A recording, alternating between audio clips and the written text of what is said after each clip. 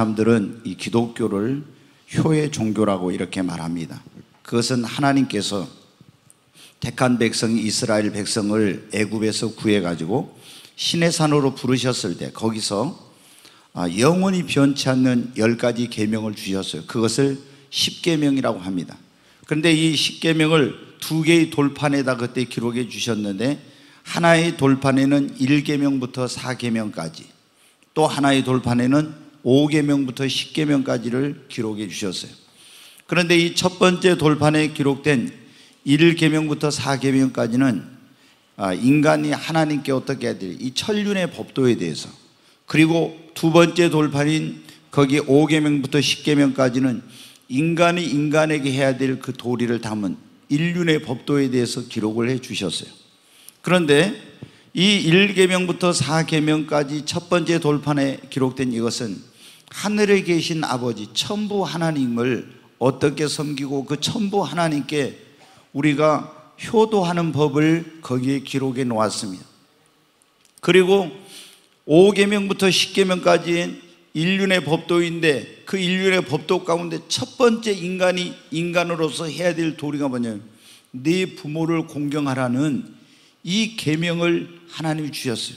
다시 말해서 이 땅에 우리의 생명의 수여자가 된 그 나를 낳아주시고 길러주신 부모님을 공경하고 그 부모님께 효도하라는 그런 계명을 인간이 인간에게 해야 될 첫 번째 그런 계명으로 주신 거예요. 여러분, 교회적으로 오늘이 어버이 주일입니다. 어제가 이제 어버이날이고 어버이 주일, 오늘 우리가 이 자리에 있게 된 거, 이만큼 이 나라가 잘 살게 되고 그리고 이런 놀라운 축복을 누리며 살 수 있는 것은 이 모든 것이 오늘이 있기까지 나를 낳으시고 길러주시고 이렇게 나를 보살펴 주신 부모님의 사랑과 헌신과 수고가 있었기 때문입니다. 또 많은 분들이 우리가 오늘 이 자리에 오기까지 정말 많은 분들이 우리를 도와주시고 이끌어 주시고 또 가르쳐 주시고 나에게 많은 그런 은혜를 주셨기 때문에 오늘 저희들이 이 자리에 있게 된 줄로 믿습니다. 그냥 나 혼자 내 힘으로 된 것이 아닙니다. 하늘에서 그냥 뚝 떨어진 것이 아니에요. 우연히 어쩌다 그냥 운이 좋아서 그렇게 된 것이 아닙니다.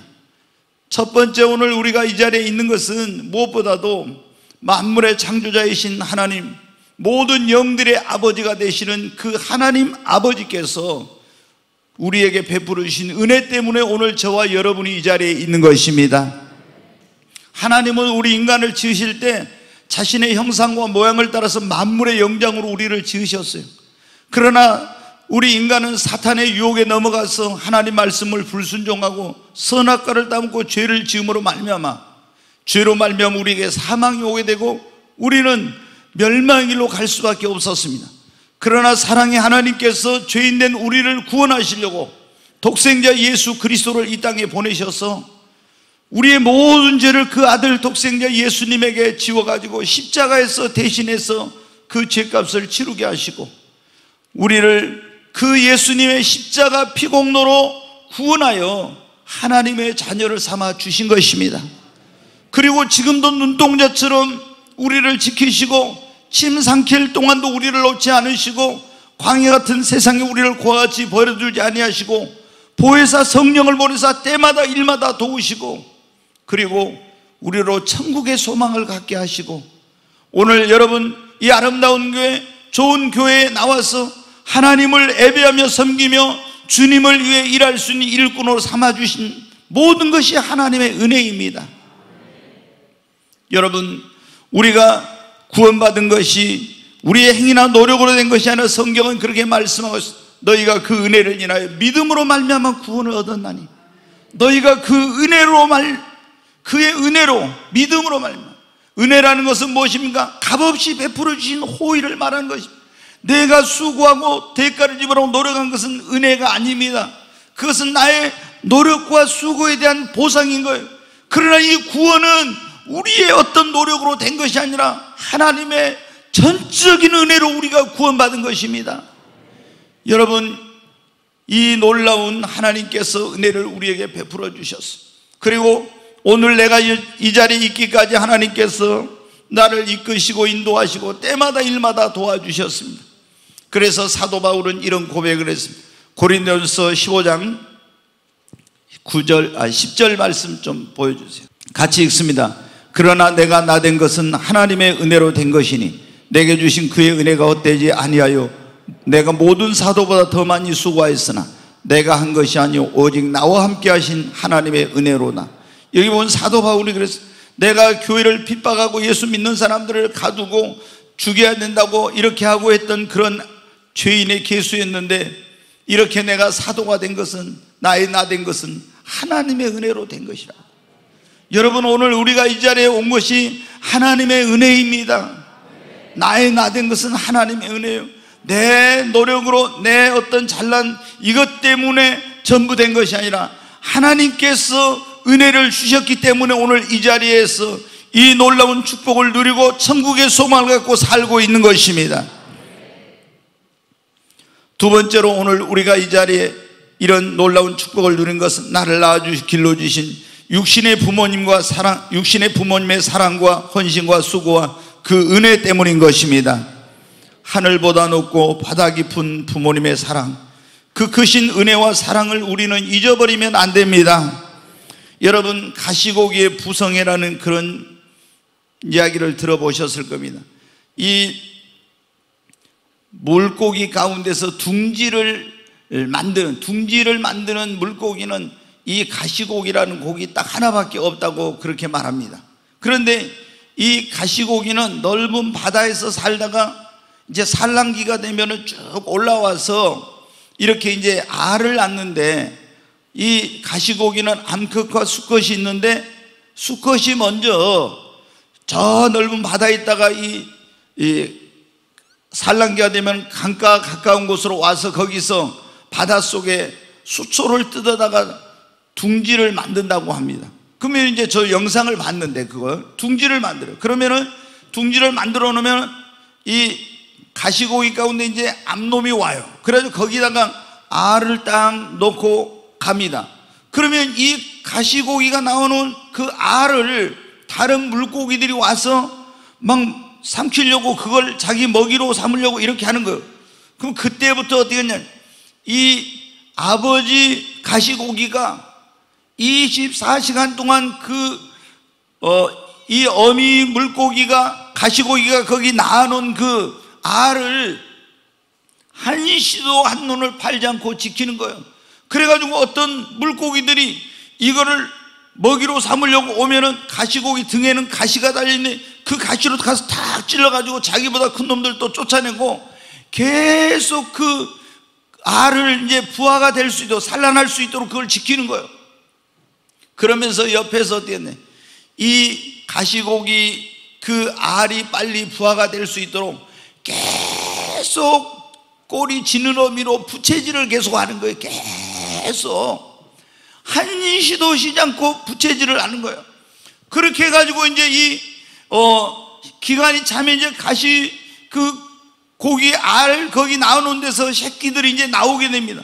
그러면 이거 이제 먹이를 막 먹이고 그렇게 하다가 결국에 이 아버지 가시고기가 어떻게 하냐면은 나중에는 이 알에서 부화된 수많은 그런 이 새끼 가시고기들을 살리기 위해서 자기 몸을 갖다가 이 새끼 가시고기에게 먹이로 양식으로 줍니다.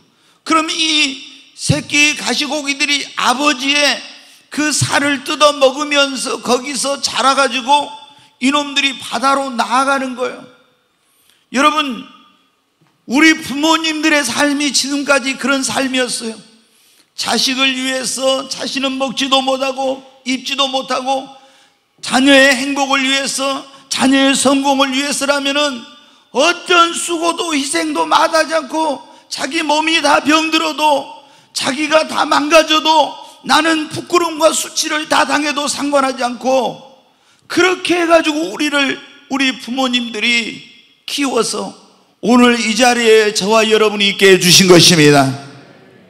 여러분, 우리는 이런 부모님의 사랑과 은혜가 있었기 때문에 오늘 이 자리에 있는 이 부모님의 은혜를 잊어버리면 안 되는 것입니다.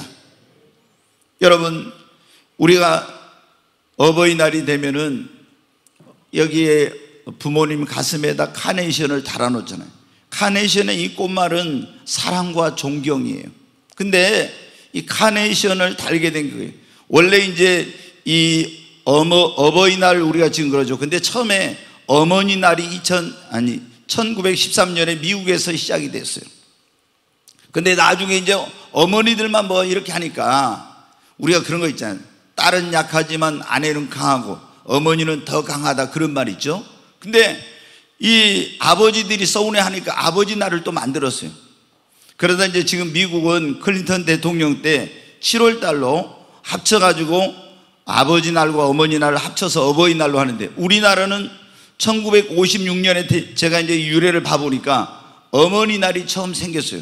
근데 역시 우리나라에서도 아버지들이 이제 좀 그러잖아요. 그래서 아버지 날을 이렇게 또 만들기는, 그래서 1973년도에 어버이날로 이렇게 했습니다. 근데 이제 어머니의 사랑, 그 세상에서 가장 큰 사랑은 어머니의 사랑이잖아요. 헬라어에 보면 이 사랑에 대해서 에로스적인 사랑, 필레오의 사랑, 스톨게의 사랑, 아가페적인 사랑, 이런 사랑이 있어요. 근데 이게 우리는 그냥 똑같이 사랑이지만 에로스적인 사랑은 육신적인 이런 사랑이죠. 우정적인 사랑, 필레오. 스톨게, 어머니의 그 희생적이고 값없는 사랑, 그리고 하나님 아버지의 무조건적인 그런 절대적인 사랑, 이걸 아가페적인 사랑이라고 해요.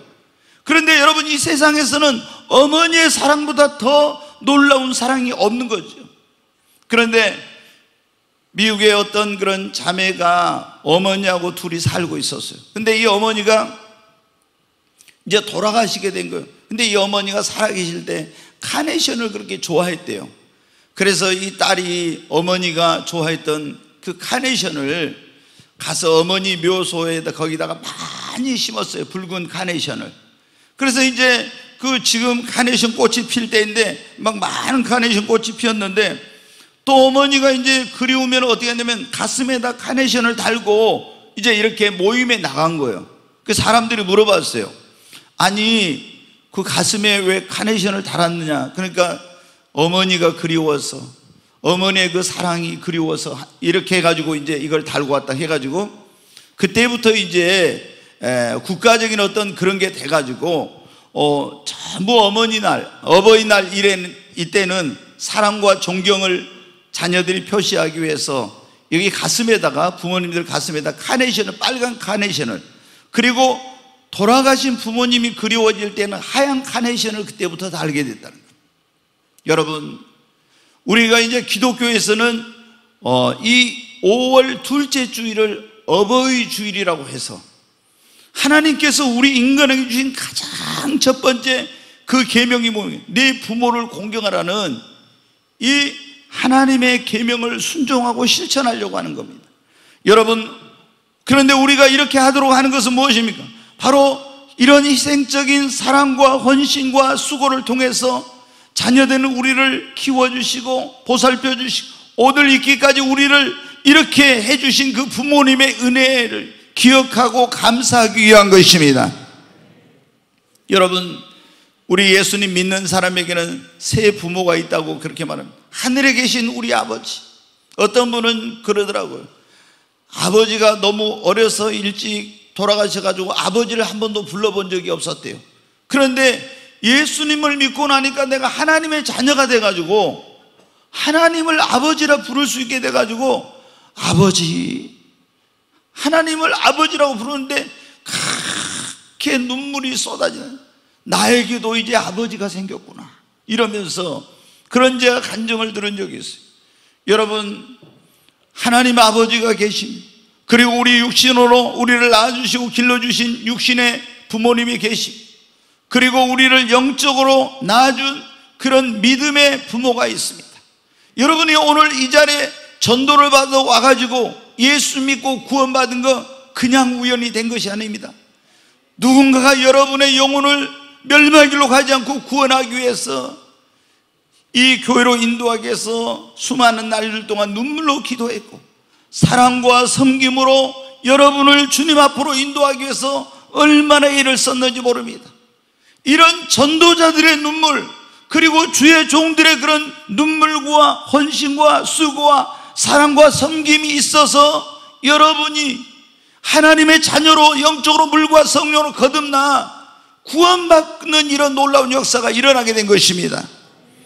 사도 바울은 그래서 이렇게 말했습니다. 갈라디아 4장 19절 말씀을 보겠습니다. 같이 읽습니다. 나의 자녀들아, 너희 속에 그리스도의 형상을 이루기까지 다시 너희를 위하여 해산하는 수고를 하노니. 여기 보면 사도 바울은 갈라디아 교인들한테 뭐라고 해요? 나의 자녀들아 그랬습니다. 바울은 결혼을 한 적이 없거든요. 독신으로 평생을 살다 주님 앞에 순교하고 간 사람인데, 갈라디아 교인들한테 뭐예요? 나의 자녀들아. 이건 영적으로 이제 부모와 자녀의 관계인 거예요. 그래서 나의 자녀, 왜? 자기가 복음을 전해가지고 그 영혼들이 구원받았기 때문에. 그런데 이 구원을 하기 위해서 얼마나 많은 핍박과 고난과 가난과 뭐 어려운 일들을 많이 겪었네. 그래가지고 그들이 가서 복음을 전해서 예수를 믿고 구원받겠는데, 이제는 또 너희 속에 그리스도의 형상을 이루기까지 다시 해산하는 수고를 한다는 거예요. 여러분, 여기 어머니들 가운데 인공 절제 수술 아니고 그냥 아이를 낳아보신 분들 계실 거예요. 옛날에 그러더라고요. 우리 어머니들은 지금은 뭐 산부인과 이런 시설이 잘 돼 있으니까 뭐 하지만, 아이를 낳으러 갈 때는 신발을 이렇게 한번 보고 갔다고 그래요. 내가 진짜 여기 들어가서 살아 나올 수 있을까? 아이를 낳다 돌아가신 분들도 많이 있었기 때문에 그만큼 아이를 낳는다는 것은 너무너무 힘든 거예요. 근데 여기 보면 사도 바울이 말해요. 나의 자녀들아, 너희 속에 그리스도의 형상이 이루기까지 내가 다시 해산하는 아이를 낳는 그 수고를 한다고 이렇게 고백하고 있어요. 여러분, 이것은 사도 바울이 여러분 어때요? 성도들과의 관계를 부모와 영적으로 자녀의 관계로 이렇게 보고 있는 것이죠. 여러분이 예수 믿고 구원받을 때 해산의 수고가 있었고, 또 여러분이 영적으로 성장하고 장성한 그리스도의 분량에 이르는 예수님을 닮은 사람이 되니까 그냥 된 것이 아닙니다. 여러분을 위한 믿음의 부모들, 영적인 부모들의 많은 그런 돌봄과 양육과 눈물과 헌신과 수고가 있었기 때문에 오늘 여러분이 이 자리에 있게 된 것입니다. 여러분, 그래서 우리는 그런 하늘 아버지의 은혜, 그리고 우리 육신의 부모의 은혜, 또 우리가 영적인 그런 부모의 은혜, 이런 은혜를 잊지 말아야 할 것입니다. 뿐만 아니라 나의 오늘이 있기까지 나를 가르쳐 주시고 인도해 주시고 도와주신 많은 분들이 계셨습니다. 다음 주 이제 스승의 날인데 선생님들이 계셨습니다. 그리고 나를 이끌어 주신 인도자, 친구, 좋은 이웃들 많은 분들이 있었죠. 나 혼자 내 힘으로 여기까지 온 것이 아닙니다. 우리나라가 이렇게 오늘 잘 살 수 있게 된 것도 여러분 어떻게 그냥 된 것이 아닙니다. 지금부터 137년 전에 조선은 정말 무지하고 가난하고 병들고 정말 비참한 그런 나라였습니다. 그런데 이 조선 땅에 여러분 어떻게 했습니까? 토마스 선교사가 배를 타고 와서 대동강에 순교하고, 최고의 명문대학을 나온 엘리트들인 아펜젤로와 언더우드 같은 그런 사람들이 어디서 들어보지도 못한 이 동방의 조선이란 나라에 그들이 다 안락한 그런 모든 걸 포기하고 와가지고 복음을 전하고, 그래가지고 여러분 어떻게 돼요? 이 대한민국이란 나라가 오늘 이렇게 된 것이죠. 여러분 어떻게 돼요? 복음이 들어와서 하나님을, 여호와를 자기 하나님으로 삼는 백성이 있다고 만복하는 대신 하나님을 섬기니까 그때부터 이 어둡던 이 조선 땅이 밝아지게 되고, 지금 여러분 보십시오. 남과 북이 저 북쪽에는 김일성 주체 사상, 김일성을 신노로 섬기고 있죠. 이 남쪽에는 대부분이 기독교인들이 많습니다. 그 여러분 어때요? 얼마나 극명한 차이를 같은 민족이지만 보여줍니까?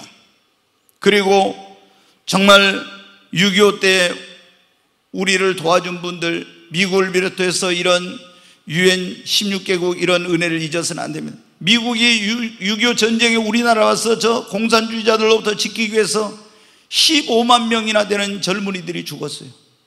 여러분 15만 명, 부상자까지 하면 어마어마합니다. 그리고 어디서 보지도 못하고 듣지도 못했던 수많은 그런 나라의 젊은이들이 와서 우리나라를 공산주의에서 지키기 위해서 피를 흘렸습니다. 그런 분들의 헌신과 그런 것이 있었기 때문에 우리 잊지 말아야 됩니다. 또 여러분, 가난했던 이 나라를 잘 살게 하려고, 그래서 정말 후손들에게 좋은 나라를 물려주려고 우리 어머니들 또 아버지들 어때요? 독일에 간호사로 가고 광부로 가고, 그리고 여러분 저 중동의 사막에 가서 그 뜨거운 곳에서 땀을 흘리면서 근로자로 가서 돈을 벌어가지고 국가에 송금을 하고, 또 지금은 베트남인데 월남의 전쟁이 일어났을 때 거기에 많은 사람들이 가서 목숨을 잃으면서 거기서 돈을 거기서 받은 걸 이 나라에 보내가지고 이 나라 발전에 초석을 다지는 이런 일을 한 것입니다. 이런 분들의 헌신과 희생이 있었기 때문에 오늘의 내가 있는 것이요, 이런 축복을 누리고 있는 것입니다. 여러분, 어버이날은 나를 낳아주시고 키워주신 부모님의 한없는 사랑, 그리고 태어나서 지금까지 늘 받기만 했던 그 사랑에 감사하고 고마운 마음을 담아서 전하는 뜻깊은 날입니다. 우리는 무엇보다도 정말 어버이 사랑과 은혜를 잊어서는 안 될 줄로 믿습니다. 하나님 아버지의 은혜, 육신의 부모님의 그 은혜, 그리고 믿음의 부모님들의 수고, 그리고 지금까지 우리에게 은혜를 베풀어 주시고 도와주신 많은 분들의 은혜를 잊어서는 안 될 줄로 믿습니다. 아무리 우리가 여러분 공부를 많이 하고 돈을 많이 가지고 뭘 별걸 다 했어도요, 은혜를 모르는 사람은요 인간이 아니에요. 인간이 아니에요. 그렇잖아요. 짐승도 어떻게 보면 은혜를 아는데, 그렇게 은혜를, 부모님의 은혜를 받고도 부모님 은혜를 모르고, 하나님 은혜 속에 살면서 하나님 은혜를 모르고, 나를 도와주신 분들이 그렇게 있는데 그 은혜를 모르고 이렇게 자기 잘나서 자기 능력으로 된 줄 아는 건, 이거는 정말로 이거는 잘못된 거예요. 여러분, 우리가 이런 은혜를 받은 자로서 우리는 어떻게 그분들의 은혜를 잊지 말고 늘 감사하면서 여러분 살아야 됩니다. 시편 103편 2절 말씀 한번 보겠습니다. 같이 읽습니다. 내 영혼아 여호와를 송축하며 그의 모든 은택을 잊지 말지어다. 여기 보면 내 영혼아 여호와를 송축하며 그의 모든 은택을 잊지 말, 은혜를 잊지 말라고. 여러분, 하나님의 은혜를 잊지 마십시오. 부모님의 은혜를 잊지 마십시오. 여러분들이 오늘에 있기까지 도와주신 분들의 은혜를 잊어버리면 안 됩니다. 우리가 그런 말 했잖아요. 은혜는 돌에 새기고 원수는 물에다 새기라고. 근데 어떤 사람은요, 원수는 돌에다 새겨놓고 은혜는 물에다 새겨가지고 은혜가 싹 다 잊어버리고 흘러가 버려. 이렇게 하면 안 돼요. 여러분, 우리가 원수는 물에다 새겨서 다 흘러가 버리게 하고, 이 은혜는 돌에 새겨서 우리가 기억하고, 그리고 그분들에게 감사해야 되는 것입니다. 아멘. 네, 우리가 하나님께서 보면요, 이스라엘 백성들을 애굽에서 구원하고 나서 3대 절기를 지키라고 했어요. 그게 뭐냐? 종살에서 구원한 하나님의 은혜를 잊지 않도록 매년 6월절이라는 절기를 지켜요. 그러면서 하나님께 감사하도록. 그 다음에 이제 또 농사를 지어가지고 첫 열매를 가지고 가서 하나님께 감사의 제사를 드려요. 그게 맥추절이에요. 이 내가 농사 지어서 이거 내 힘으로 된 거죠. 종자를 주시고 땅을 주시고 햇빛과 비를 주시고 바람을 불게, 다 이게 하나님의 은혜거든요. 그래서 이런 하나님의 은혜를 기억하고 감사하도록 맥추절. 그 다음에 광야를 40년 동안 갈 때 양식도 없고 물도 없고 길도 없는 거기서 하나님께서 만나를 내려주시고 그 옷이 헤어지지 않고 그 발이 부르트지 않고, 낮에는 구름기둥 밤에는 불기둥으로 보여주시고, 물이 없을 때는 반석의 생수를 주시고, 이렇게 40년 동안 베풀어 주신 하나님의 은혜를 잊지 않도록 초막절, 수장절이라는 그런 절기를 지키도록 한 거예요.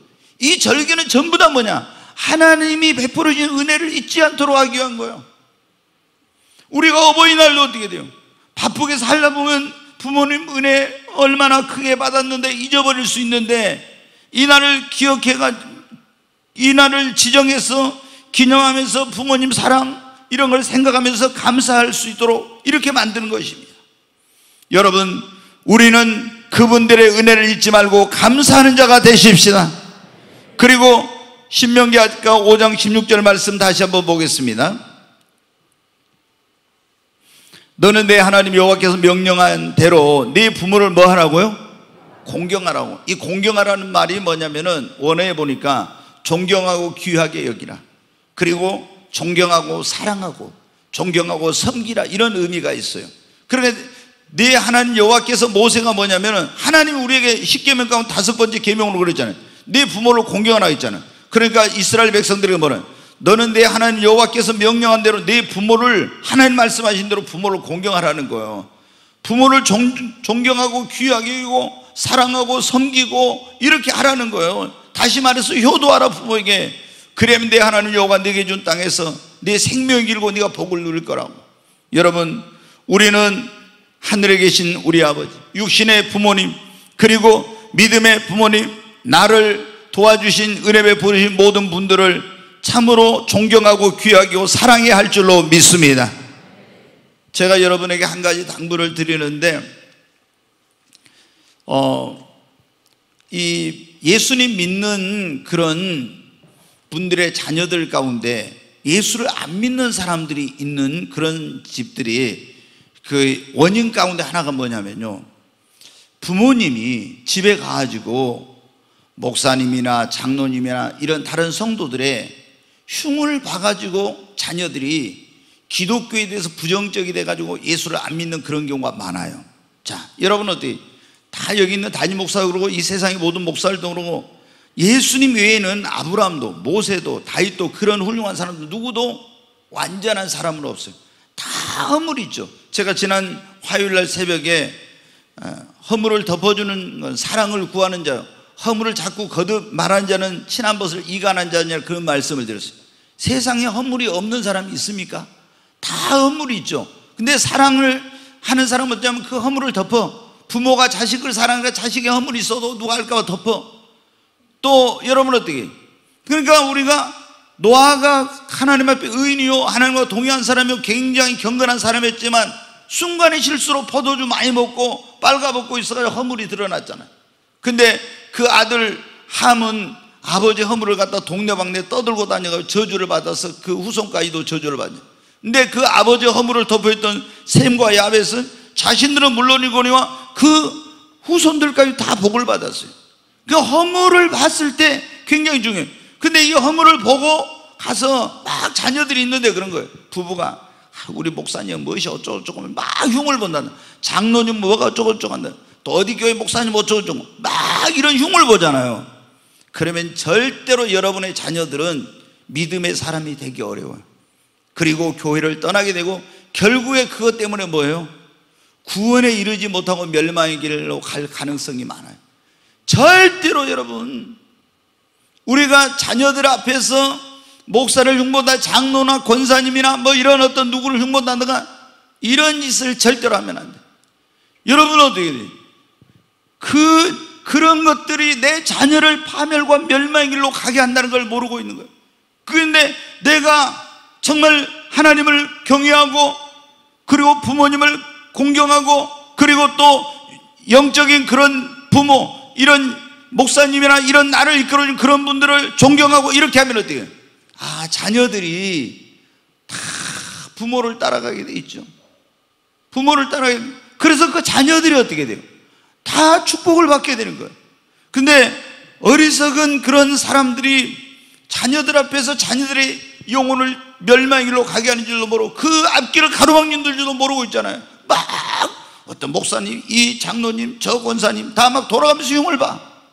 이거는 정말 얼마나 여러분 나중에 이게 큰 잘못인지 그때는 늦어요. 여러분, 우리가 은혜를 받는 사람들은 그분들의 은혜를 잊지 말고 감사하고 존경하고 귀하게 여기고 그리고 보답하는 삶을 살아야 됩니다. 그 은혜 받은 자는 반드시 보답하는 삶을 살아야 돼. 자, 시편 116편 12절 말씀 보겠습니다. 같이 읽습니다.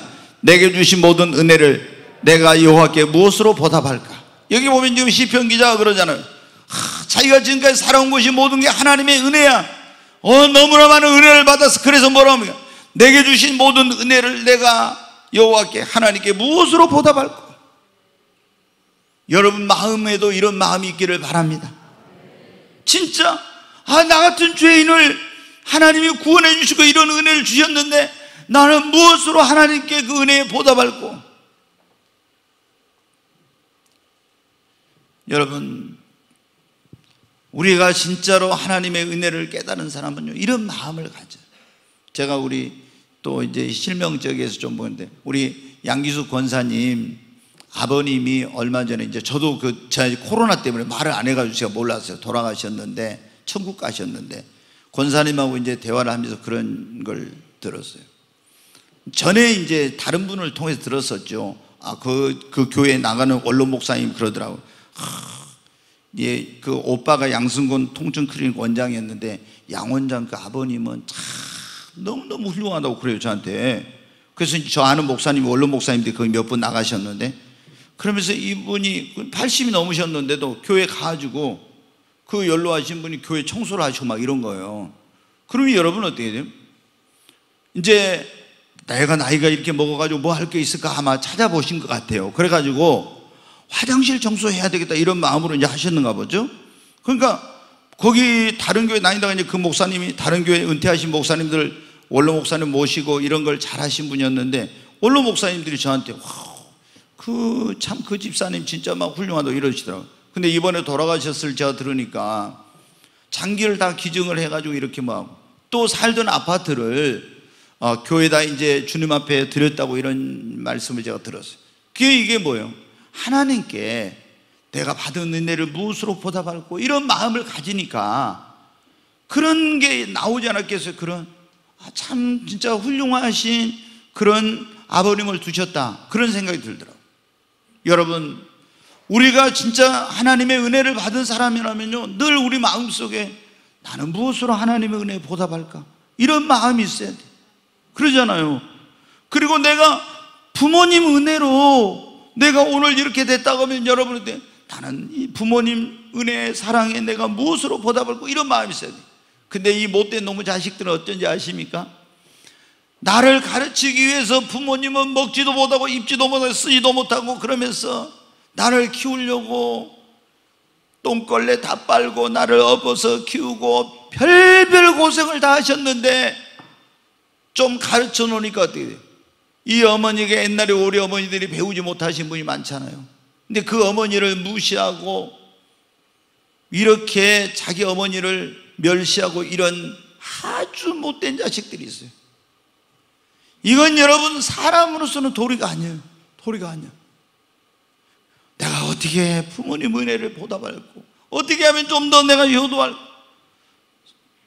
저도 이 목회를 하면서 굉장히 이제 개척교회부터 이렇게 해가지고 하니까 항상 제가 부모님께 효도해야 되겠다 이런 마음이 있었는데, 이거 하다 보니까 제대로 이제 못해요. 그래서 꼭 성경에 고르반, 하나님께 하고 부모님께 안 해놓고 고르반 이렇게 하나님께 하면 됐다 이런 식으로 핑계댄 바리새인들이 있었는데, 꼭 제가 그 모습을 본 것 같아서 하나님 앞에 얼마나 제가 회개하고, 그래서 지금도 좀 더 잘해드리고 더 효도해야 되는데 못한 것이 항상 그렇게 마음에 걸려요. 이제 지금 장모님을, 그래서 장모님을 제가 이 노후에 모셔야 되겠다 했는데, 장모님이 이제 치매 증세가 있어가지고 또 저희가 목회하면서 이렇게 하니까 어떻게 할 수 없어. 요양원에 계시는데 매주마다 이제 가다가 지금 코로나 때문에 잘 가지 못하고, 어제 갔는, 제가 저희 집사람한테 말하지 않지만 마음에 너무 마음이 크게 안 좋고 아픈 거예요. 이렇게 정말 신앙 외에는 소망이 없고 천국에 대한 소망을 갖고 그렇게 기쁘게 생활하셨는데, 요양원에 가 있으니까 뭐 거기서 찬송하고 뭐 이런 게 없잖아요. 뭐 그냥 어쩌다 일주일에 한 번 어떤 목사님 와가지고 예배 한번 드리고 가는 거 이러니까. 그래서 제가 뭐를 하려고 요양원을 만들어 가지고 거기 담임 목사를 하나 두어가지고 날마다 같이 찬송하고 기도하고 예배 드리고 자녀들을 위해서, 교회를 위해, 나라와 민족을 위해 기도하고 이러면서 천국의 소망을 갖고 사시게 하려고 하는 거예요. 근데 저희 집사람이 그러더라고요. 요양원 들어가려면 뭐 치매 등급을 맞거나 했는데, 그럼 그 옆에다 하나 더 짓죠. 등급 안 받은 사람도 가서 거기 양로원처럼. 그래가지고 우리가 천국 갈 때가 이렇게 좀, 그리고 부모님처럼 우리 권사님들, 집사님들, 주님을 위해 장로님들 얼마나 헌신해 왔는데, 평생 그랬는데, 여러분 어때요? 우리가 이제는 자녀가 못 모실 때는 우리가 교회가 그런 일을 해야죠. 아멘도 안 하시네. 진짜 그래야 되잖아요. 그래서 정말 이 하나님 아버지의 은혜, 육신의 부모님의 은혜, 우리 정말 그걸 잊어버리면 안 됩니다. 보답해야 할 줄 알아야 됩니다.